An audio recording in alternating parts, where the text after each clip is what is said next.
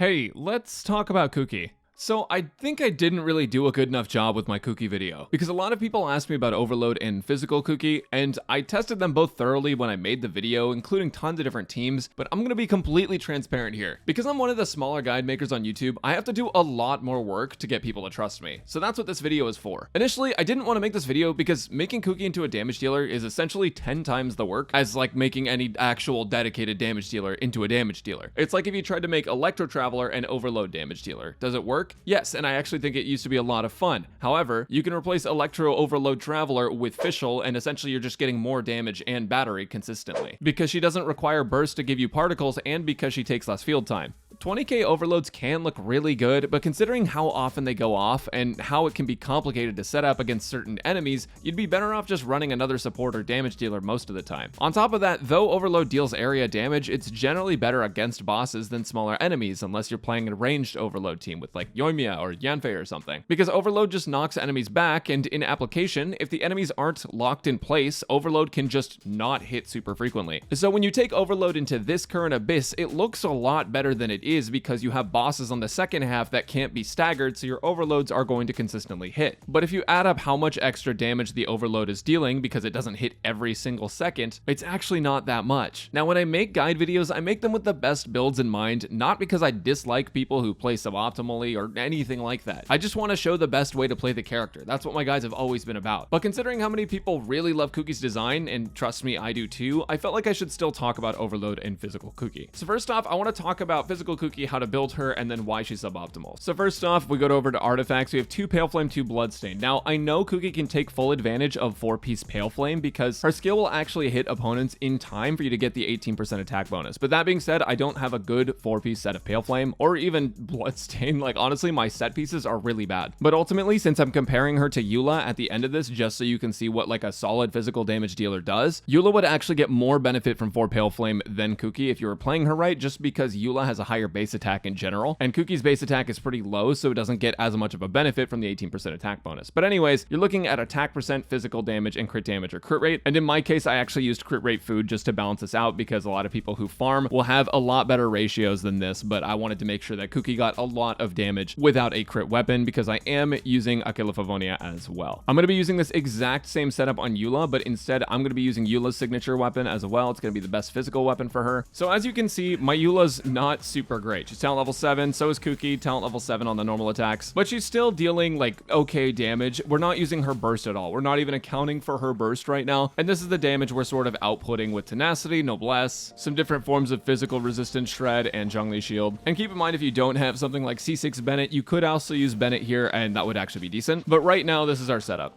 Now look at Kuki's damage. This is going to be, again, the same exact artifact setup, except with Aquila Favonia instead of Song of Broken Pines. Both are talent level 7. Both are getting access to the Zhongli shield, the noblesse, the tenacity, and the fizz resistant shred. And that's the damage that you can expect from Kuki. Is it her max physical damage potential? No. And I mean, that's because I don't have a fully invested Kuki Shinobu. But she's about equally invested to Eula on this account, just so that way I could make this comparison. And even though your Kuki Shinobu may deal more damage than my Kuki Shinobu, comparatively to Eula with the same setup, she's going to deal, similar amounts of damage, percentage-wise, based on what we saw here. Now, honestly, it doesn't even really look that bad. Like, if you're just looking at these two side by side, the damage that Kuki's dealing doesn't seem like it's going to be strictly worse than Eula by a lot, because Charged Attack Kuki is able to put out a lot of damage fairly fast, whereas Eula has to rely on her autos, right? But here's something to consider. Half of Eula's damage comes from her burst. If Kuki is barely keeping up, or not even keeping up at all with her normal attacks, she's doing less than half as much damage as Eula is, and that's counting a bunch of buffs. This may not be the best team for either character, but if you're just looking at buffs and max damage potential, Kuki has significantly lower damage potential. And now you might be thinking something along the lines, well, Brax, you actually compared a 5-star to a 4-star. Of course the 5-star is going to be better. You're right to some extent that Eula is a 5-star, and by that token, she is a lot better of a character than a lot of 4-star physical damage dealers, but something you might not be aware of is that Razor actually is a solid physical damage dealer too, and actually gets pretty competitive with Eula's damage. Eula obviously is going to have a higher damage ceiling if you're able to hit her burst and play her right, but Razor can hit pretty dang hard. I don't have him built on this account, so unfortunately I cannot showcase it, but I challenge you to look up a Razor showcase and look at how much damage that Razor is doing per auto, and remind yourself that that is also a 4-star character. At the end of the day, the reason I'm saying not to build Kuki as a physical DPS is because even with other 4-stars in the same category as her, she is not able to keep up, or honestly even get really close at high investment. Now, that doesn't necessarily mean that you can't play it. I'm not trying to be a fatherly figure and say that you are not allowed to play physical Kuki Shinobu. Again, guys, I really don't care. I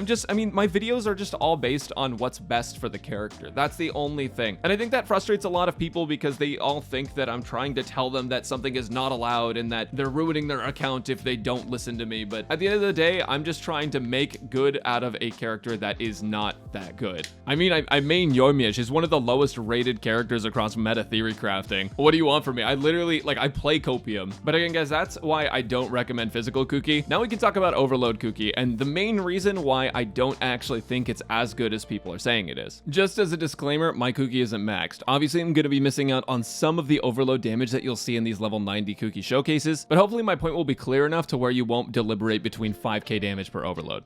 Alright, so I actually got 2 Abyss clears. One is the Kuki overload team, and the other one is going to be a standard national team, where you're basically just replacing Kuki with Xingqiu, so that way you can get vaporizes with Xiangling. Now, to be completely honest, guys, I wasn't even following any, like, rotations. The only thing I was trying to make sure is that when I was overloading with Kuki, I had Pyro Aura, and the only thing that I was trying to make sure with national team is that I cleared the Abyss. I honestly didn't even pay attention to the order I pressed the national buttons in. And guess what? National team still finished about 30 seconds, maybe a little bit more than 30 seconds, 40 seconds even earlier. I'm not looking at the footage as I say this right now, so sorry if that's off. And the thing is, my gameplay with the Kuki overload team was significantly better than my gameplay with the national team. But the thing is, national is such a strong team that, like, it's going to beat out Kuki overload because overload is just not nearly as good. And the other thing you'll notice about the Kuki overload team is that a significant portion of the damage, if not probably 60-70% of the damage, is just Xiangling. And I get it, like, overload is a support thing. It's not meant to be a damage dealing thing, but my main point is that building Kuki overload is kind of just making your life harder. Don't get me wrong, if you're going to build Kuki on a team like this, then yeah, like, overload's not a bad deal, and I mentioned that in my guide as well. If you decide to build an overload team or something, elemental mastery will be better than HP. And for reference, this build is all elemental mastery except with Favonius swords, that way we can get her burst up. But the main point that I was trying to get across is that in my videos, I try to make sure that I give you guys the best generalist option for a character, not some super niche, nobody's gonna use it because there's better options to that character, if that makes sense. If I make a guide that appeals to less than 5% of the people watching it, rather than the 95% of people that are going to play a character a normal way, then that guide video is just not good, which is why I say things like don't build Kuki overload, because for most people, overload Kuki is not going to be the best, especially if you consider things like, you know, most people are casual players, and if they don't understand what an aura is, they're going to have a hard time playing something like overload, where you do actually have to be paying attention to that. But with that being said, like, yes, it's playable. Like, you just saw me clear Abyss floor 12-3 with it. I think my biggest issue is that everyone seems to think so far that Kuki has this hidden potential, and it's possible that, you know, once Sumeru drops, there will be some hidden potential, wink wink nudge nudge, but as of right now, all of these builds that people are coming out with, overload and superconduct, physical,